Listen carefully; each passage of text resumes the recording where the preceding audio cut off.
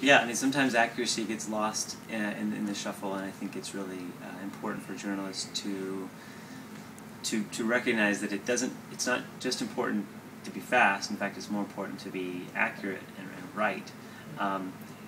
But there are conflicting impulses, especially online, where immediacy has such currency and value. Then, in a way, you almost have to recognize what's really, really important in getting right, and maybe what things can be modified or corrected over time.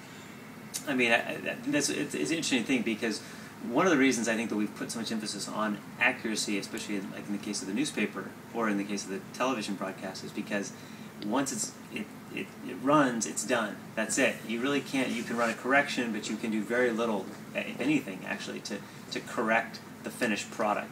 When you go online, you have more of a process it's a little more iterative and adaptive and agile in terms of what you can do to modify it as you go along. That doesn't give you license then to make a lot of mistakes, but it does give you the opportunity maybe to seek input from readers to help fix mistakes as they arise. So it's not an issue of whether you should be less accurate, but rather recognize how you can become more accurate by taking advantage of input from your readers and audience. On the one hand, being that it's digital and it's on the web, there is a rush for immediacy. On the other hand, so that's likely to lead to some mistakes and errors. On the other hand, you can do more to get reader input and feedback and make it better. The Huffington Post, for instance, has been putting up like a main headline on its site, an A and B version.